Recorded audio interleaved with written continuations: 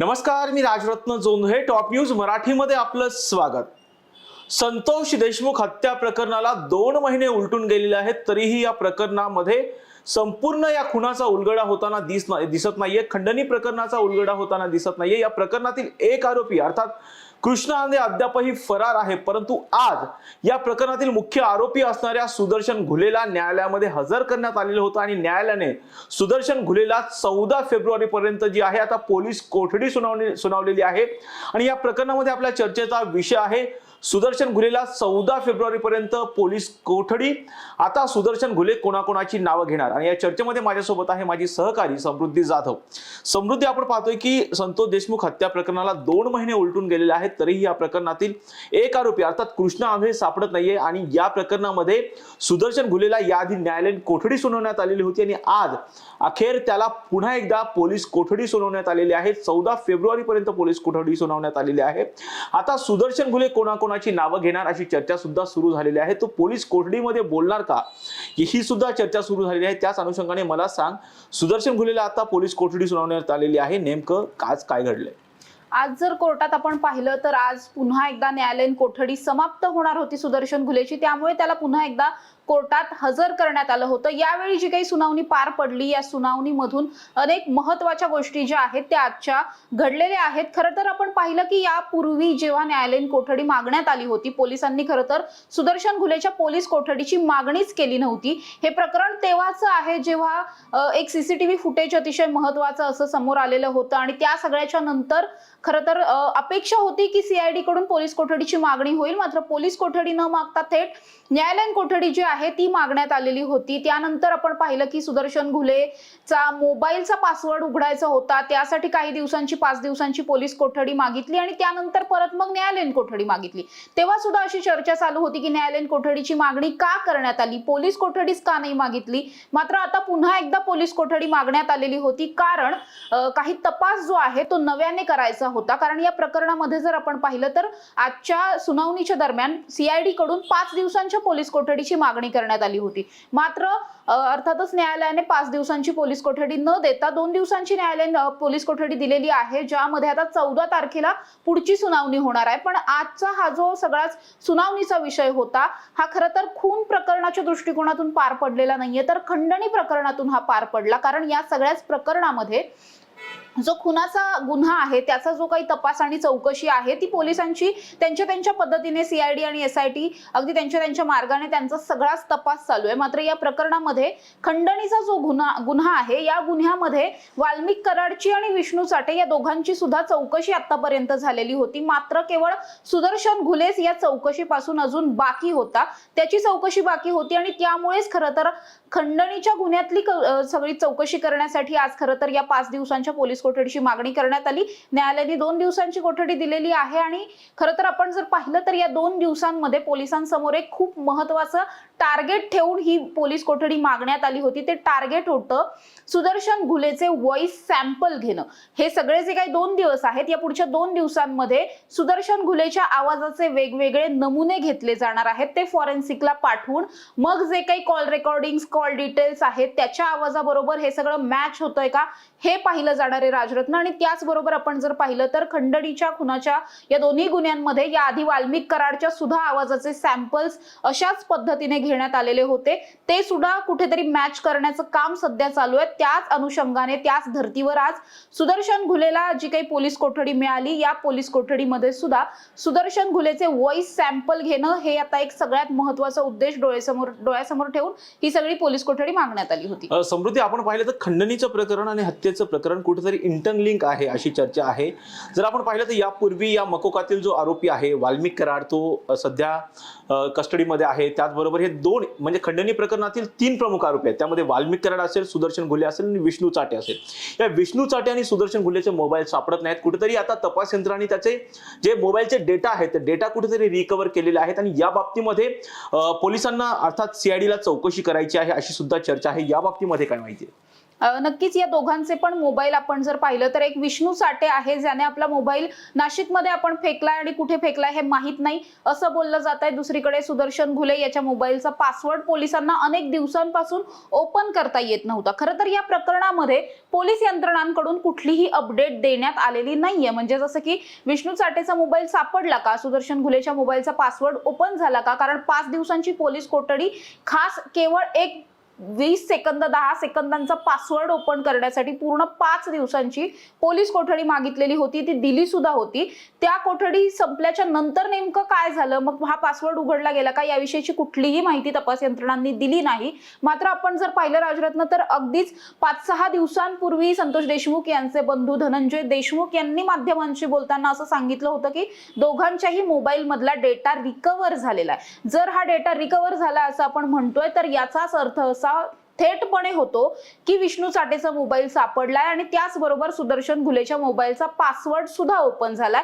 ह्या दोन्ही गोष्टी जर झाल्याच नसतील तर डेटा रिकव्हर होऊच शकत नाही. त्यामुळे अजूनपर्यंत आपल्याला हेच माहित नाहीये की धनंजय देशमुखांनी हे विधान स्वतःच असं केलं होतं की खरंच त्यांच्याकडून ही जी काही माहिती मिळाली त्यामध्ये खरंच किती तथ्य आहे, कारण त्यांनी असं सांगितलं होतं की ही माहिती त्यांना स्वतःला सीआयडीने दिलेली आहे. मात्र या प्रकरणात कुठलंही अधिकृत असं स्टेटमेंट अजूनपर्यंत सीआयडीच्या वतीने समोर आलेलं नाहीये. त्यामुळे खरंच या दोघांचे मोबाईल सापडले का हा अजूनही गौप्यस्फोट होणं बाकी आहे.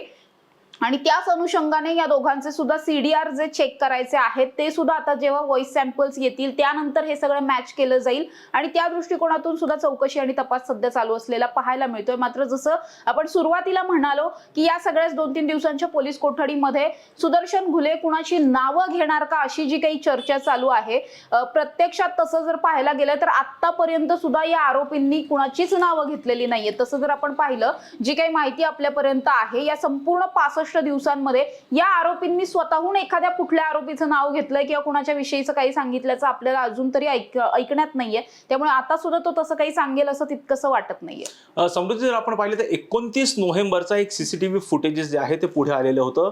विष्णू चाटेच्या ऑफिसमधलं एक सीसीटीव्ही फुटेज होतं, त्यामध्ये वाल्मिक कराड दिसतोय आणि इतर आरोपी सुद्धा या सीसीटीव्ही फुटेजेसमध्ये देत आहेत. ज्यावेळेस हे सीसीटीव्ही फुटेजेस पुढे आलेलं होतं त्या दिवशी जर पाहिलं तर न्यायालयामध्ये वाल्मिक कराडला सुद्धा हजर करण्यात आलेलं होतं, परंतु पोलिसांनी त्याची पोलीस कोठडी न मागता त्याला न्यायालयीन कोठडीमध्ये पाठवण्यात आले होतं. तेव्हा मोठी चर्चा सुद्धा झालेली होती की हे महत्त्वाचं सीसीटीव्ही फुटेजेस पुढे आलेलं आहे तरी ह्या वाल्मिक कराडला आणि इतर आरोपीला पोलीस कोठडी का मागितली नाही, तपास यंत्रणाने पोलीस कोठडी का मागितली नाही, सीआयडी कोठडी का मागितली नाही अशी चर्चा सुद्धा सुरू होती. परंतु त्यावेळेस पोलिसांकडून सांगण्यात आलं होतं की हा आरोपी जो आहे हे सर्वच आरोपी आहेत, सध्या मकोका अंतर्गत त्याच्यावरती कारवाई सुरू आहे, पण ज्यावेळेस त्यांची गरज लागेल त्यावेळेस आम्ही त्यांना पोलीस कोठडी त्यांची मागू, आम्ही त्यांची सीआयडी कोठडी आम्ही त्यांची मागू अशी चर्चा युक्तिवाद जो आहे तो करण्यात आलेला होता. परंतु आज जर पाहिलं तर हा जो सुदर्शन घुले आहे तो न्यायालयीन कोठडीमध्ये होता. अखेर असं वाटते समृद्धी कुठेतरी तपास आता अंतिम टप्प्यामध्ये आहे. पोलिसांना आता काहीतरी महत्त्वाचे धागेदोरे तपास यंत्रणाच्या हाती लागलेले आहेत, त्यामुळे त्याचा कुठेतरी उलगडा करायचा आहे. त्यामुळे पोलीस कोठडी सुनावण्यात आल्याच्या नंतर न्यायालयीन कोठडी सुनावण्यात आल्याच्या नंतर त्याला पुन्हा एकदा अर्थात सीआयडी कोठडी सुनावण्यात आलेली आहे. म्हणजे सीआयडी कोठडी सुनावण्यात आली म्हणजे त्याला आता बोलतं केलं जाणार आहे अशी चर्चा सुरू आहे. त्यामुळे कुठेतरी आता तपास अंतिम टप्प्यात आलाय असं म्हणायचं असं आपण सध्या तरी म्हणू शकतो असं मला तरी वाटत नाहीये. कारण जर या प्रकरणामध्ये आपण सुरुवातीपासून पाहिलं तर काही जे 2-3 अधिकृत स्टेटमेंट्स जे काही येत होते त्या अनुषंगाने सुदर्शन घुले हा कुठल्याही पद्धतीच्या पोलिसांच्या चौकशीला सामोरं जात नाहीये किंवा त्यांना पाहिजे तसा प्रतिसाद देत नाहीये अशी चर्चा अनेक दिवसांपासून करण्यात येत होती.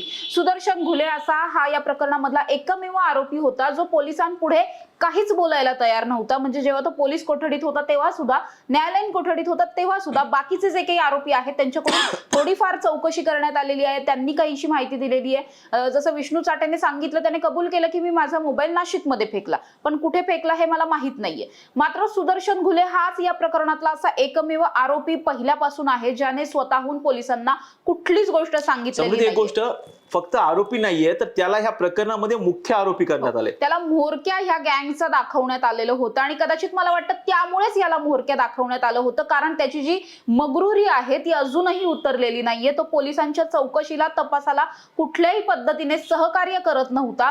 पहिल्यापासूनचा त्याचा जो काही ऍटिट्यूड होता तो तसाच होता जेव्हा तो कोठडीत होता तेव्हा सुद्धा. त्यामुळेच कदाचित मला असं वाटतं की तोच या सगळ्यांचा लीडर असेल आणि त्यामुळे त्यांनी ही जी काही चुप्पी बाळगलेली आहे आतापर्यंत ती तशीच होती आणि त्यामुळेच कदाचित त्याला या सगळ्या प्रकरणात म्होरक्या ठरवण्यात आलेलं असू शकतं.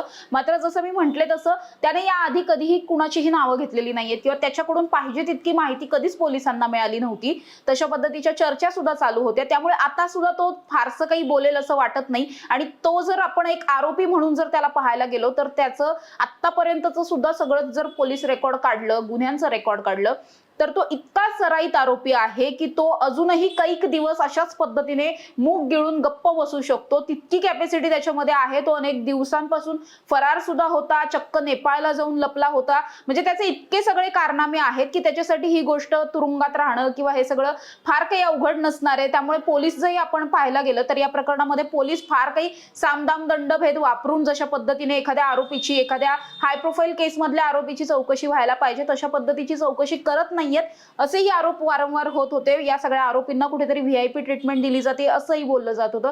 त्यामुळे तसं जर सगळं असेल तर आता सुद्धा सुदर्शन घुले बोलेल का याच्यावर खरं तर प्रश्नचिन्ह आहे. आणि जर तो बोलला तर कदाचित मला असं वाटतंय की पहिली गोष्ट पोलिसांनी हीच विचारायला हवी की कृष्णा आंधळे कुठे आहे, तुला कृष्णा आंधळे बद्दलची काही माहिती आहे का. तो जर त्याने जर या प्रश्नाचं उत्तर दिलं कदाचित तर पुढची सगळीच कोडी सुटायला थोडंसं पोलिसांना पण सोपं जाईल. नक्कीच समृद्धी, खरं तर आपण पाहिलं तर खंडणी आणि खुनाच्या गुन्ह्यातील हा प्रमुख आरोपी आहे असं तपास यंत्रणांकडून सांगितलं जात आहे. कारण सुदर्शन घुले हा कुठेतरी प्रमुख आरोपी आहे अशी माहिती सुद्धा एकंदरीत सूत्रांकडून मिळते. परंतु या घटनेमध्ये जर पाहिलं तर आता सुदर्शन घुलेला यापूर्वी न्यायालयीन कोठडी सुनावण्यात आलेली होती, परंतु तपास यंत्रणाच्या हाती काहीतरी महत्वाचे पुरावे लागलेले आहेत. त्याचमुळे ह्या तपास यंत्रणेने न्यायालयाकडे आता या सुदर्शन घुलेची जी आहे ती सीआयडी कोठडी आता मागितलेली होती आणि त्याला आता अर्थात सीआयडी कोठडी सुद्धा आता दिलेली आहे. 14 फेब्रुवारी पर्यंत ही सीआयडी कोठडी दिलेली आहे. आता तपास यंत्रणा या सुदर्शन घुलेकडून कोणाकोणाची नावं उकळतात, कोणकोणता तपास यातून पुढे येतोय, मोबाईलचा तपास पुढे जातो का, मोबाईल्स मधले काही डेटा पोलिसांना मिळतो का, हे पाहणं आता महत्त्वाचं ठरणार आहे. आणि या प्रत्येक घटनेचे अपडेट आम्ही टॉप न्यूज मराठीच्या माध्यमातून तुमच्यापर्यंत पोहोचवणारच आहोत. यासाठीच पाहत राहा टॉप न्यूज मराठी. आपला महाराष्ट्र, आपली बातमी.